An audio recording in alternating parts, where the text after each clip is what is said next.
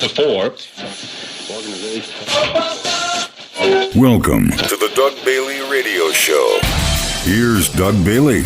Well, I am honored to have on the show today Bruce Kulick. Bruce, you've done a lot of things. I mean, you've been with Kiss, you've done solo stuff. You're now with Grand Funk Railroad, so welcome. Thank you. Thanks for having me, guys. Yeah. Well, I noticed here that let's go back a little bit. Let's go back a few years. And once Meatloaf released Bat Out of Hell, I didn't realize you went on the tour with him, and you played on the tour with him. Tell us a little bit about that.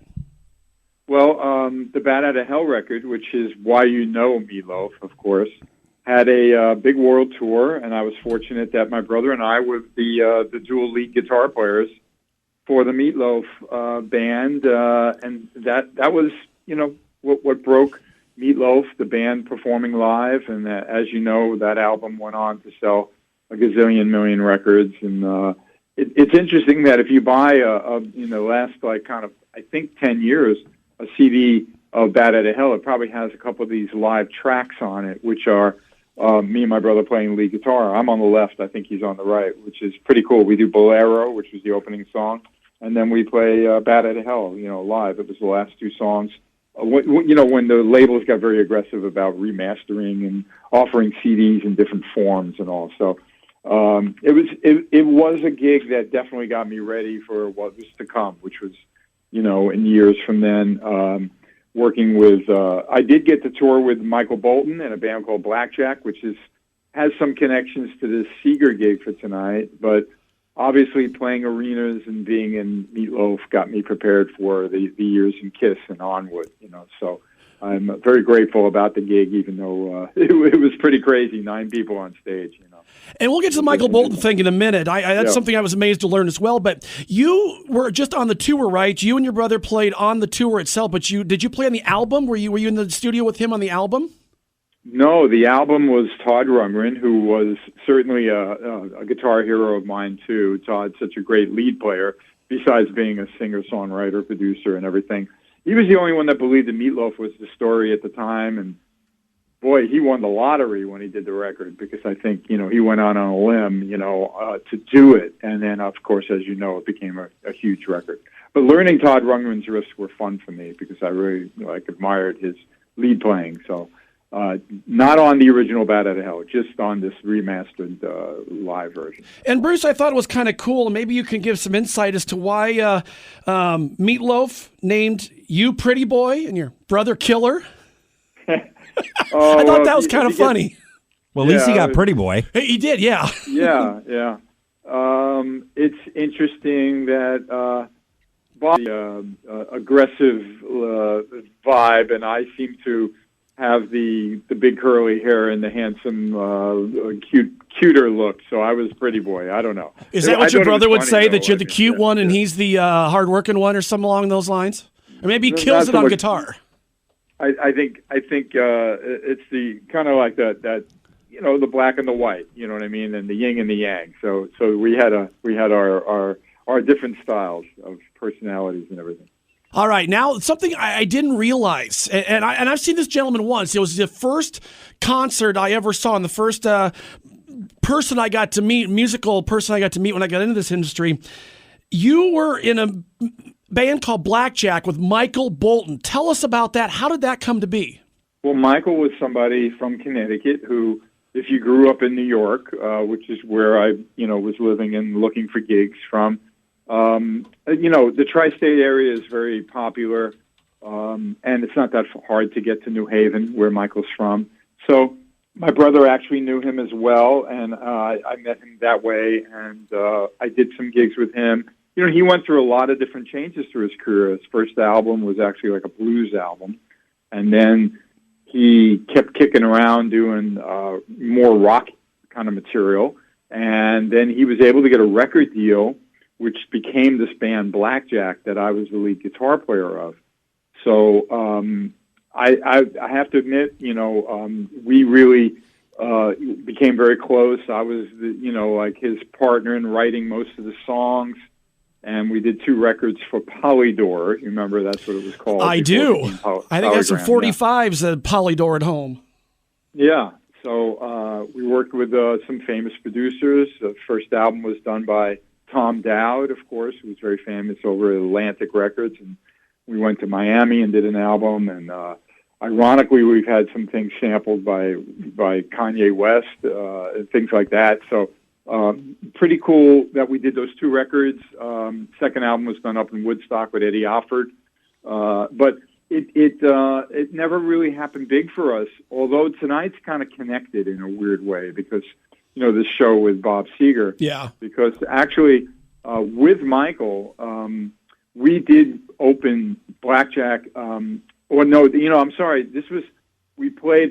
I did the Blackjack albums, but then Michael went off and did his own solo thing, and I did support him on lead guitar for that tour as well, okay, as Michael Bolton.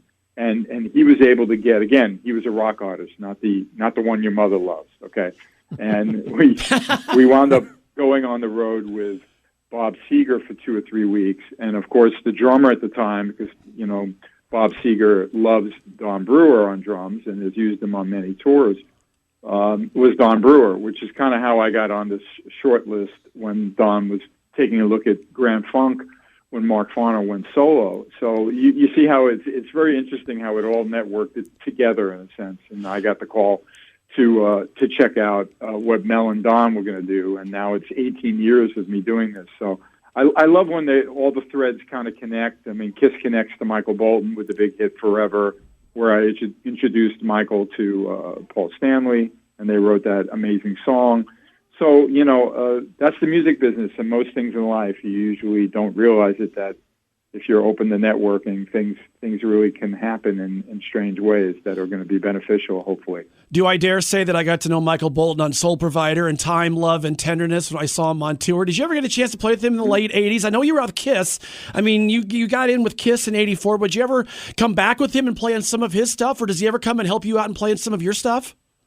No, I mean, we've kept in touch, but once he went off to the more, the Grammy Award-winning Michael Bolton and doing all the other stuff, I haven't actually, legitimately worked with him, though we have talked about, he has sworn to me he's going to do a rock record and he wants to have me involved, but I have yet to got that call about it happening, you know what I mean? So he goes from rock to pop and then back to rock. Are you going from rock to maybe pop and then back to rock? I like to keep versatile, okay, and I have been versatile, and that's what's made me, fortunately have a career in lead guitar playing and being a musician. But no, I am not. I'm not planning on changing to pop and rock and changing into too much. Though, I have to admit, Michael has done a terrific job in things like doing an album that would be. I think he did like a classical kind of record and a jazz standard album and things like that. So people do that, and Michael's got a voice that can be applied to a lot of things, no doubt. So my question for you, Bruce, is let's go back to 1984, and you get word that you're going to be a full-fledged member of KISS. Tell us how that happens and your reaction to that. Well, I wound up getting a call from Paul Stanley just to help them out on the Animalize record. A lot of the KISS fans know that my brother played some ghost guitar work for KISS through the years in the late 70s. So I got on his mind, Paul, to try a couple of solos when they were having some problems with Mark St. John, the new guitarist, because by that time Vinnie Vincent was gone. Okay, so I go in there, do the best I can, and right before I left the session, Paul looks at me and says, don't cut your hair, which I was like, I don't know what that meant exactly, but I didn't know that Mark was also dealing with an illness, and they were planning a tour, and they were going to do that tour. So sure enough, I got the call to go on the road. I was only going to be a temporary member at that point, the filling in for Mark, and then it was his gig, and then when he'd come back, that would be the end of it. And then in the end, it turned out to be my gig, which was quite a wonderful feeling, as you can imagine. So that's an unusual way to join a band, filling in for someone who's not able to do a tour because of an illness, and then being asked to be the guy, So I didn't know how long it would last, and then, as you know, it turned into 12 years, which is pretty remarkable. Yeah, that long, 12 years. And then after that, though, you kept working with Paul and different members of the bands on different projects. Yeah, I mean, I've always stayed very, very close with those guys. And Paul, I know, did a solo record that he asked me to do some work on. And just recently, I've been involved in the last 2 cruises. You know, the Kiss cruises are huge. I'm going to go coming up in December. Gene's doing another Vault event that I'm going to appear at as well and show my support. So, you know, I love the connection. There's no shame in my years of being associated with that band, as you know.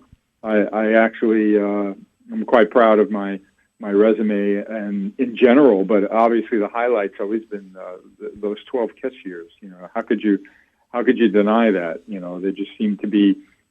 Even if you don't like them, everyone knows them. You know, so it's kind of an interesting thing to be associated with that I'm very proud of. Was your brother jealous that you became a full-fledged member of Kiss? Did you one up him at that point then? No, I mean, you know, I have to admit, even though he was there, a lot of the people that know his career know that he auditioned as well for Kiss. Went like kind of the day Ace was there, and they chose Ace, and the rest, as we say, is Kiss-3, of course.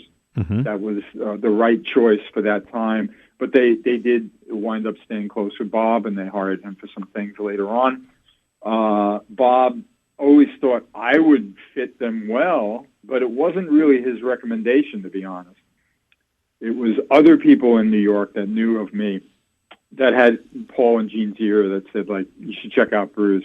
He's really, you know, a fine guitarist. So, but Bob was never jealous in a big way. He knew that I'm not so sure he ever would have been able to be as comfortable as I was working with those guys, and it's not that easy. You got to remember, Gene and Paul have their personalities of how they run a band, and my personality did work with it. Otherwise, I wouldn't have survived 12 years. You know, right?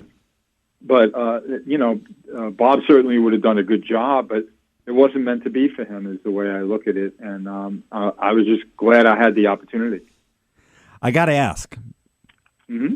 You were quoted in a book, "Sex Tips from Rock Stars." Okay, yeah. What sex tip did you offer to the book? You know, I can't remember. I know that, you know, my life has never been like as wild as a Motley Crue's The Dirt that I'm going to say anything. So I probably just told the story of being much more, you know, I've always been kind to any girl that I was interested in. I always had to feel, you know, no matter how I felt about, you know, being a rock star and, you know, having fun with a girl on the road, I needed a friend more than the sexual nature of it. You know what I mean? Well, it must have been tough though, too, Bruce. They were, you know? It had to be tough though when you got Gene Simmons, who's like, you know, backstage and probably corralling all the women. So yeah, I did not ever try to compete with any of their shenanigans. I always let them do what they wanted to do, and I was happy with scraps if that's what I wanted. You know what I mean? But to be honest, I was always very careful with the women, and that's why I don't believe there's any little Bruces running around, Bruces or Barbaras out there, if you get what I mean.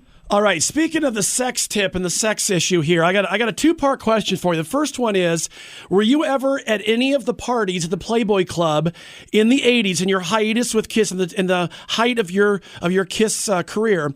And the second part of the question is, it was revealed this week that Hugh Hefner jettisoned a bunch of his tapes from the 70s and 80s, the orgies, the things like that, pictures, videos, into a vault into the Pacific Ocean.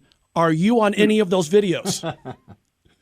Damn, I really missed out on a lot of stuff. You're making me really jealous now. No, I mean, I didn't even know any of that existed. You know, I don't think a lot of us did till earlier this week. Yeah, exactly. But no, you know, that's one of the things I'm pretty proud of, or my parents would be proud of, knowing that I'm not in some little black book somewhere or on some video or recordings from the Playboy Mansion. Nope. Bruce, I had the opportunity to see you a few times now with Grand Funk, and it's a great show. And you touched on this a little earlier, how, again, you kind of stepped in to do the role with them and figured it might just be, you know, a handful of dates, and here you are 18 years later still rolling with Grand Funk. Exactly. I have to admit that even though I saw a lot of long-term potential with Grand Funk, anytime you get a gig, you don't know what's going to happen and how the market will respond. Do people want to book us? Will we go over? How will we get along? And there's a lot to be said for the fact that the same five guys back in 2000 that got together, under Don Brewer and Mel's guidance, here we are, all these years down the line, still really enjoying the music, really performing from our hearts, and it's a great gig. It's always a lot of my Kiss fans don't totally get it, and then whenever they've had the opportunity to see the band, they realize how good we are, and that they know a lot more songs than they think they did. Because unfortunately, some of my Kiss fans are very, the blinders are on about a lot of other things or other bands sometimes. For not all of them, but for a lot of them. So, but Grand Funk influenced Van Halen, and Gene and Paul are always big fans. Eric Singer has to go see us whenever we're in Los Angeles because he loves Don Brewer. Don and Mel are just like the most incredible rhythm section I could work with. I'm totally stoked that I have that backing behind me when I'm playing my guitar. So the music's great, the vocals are great.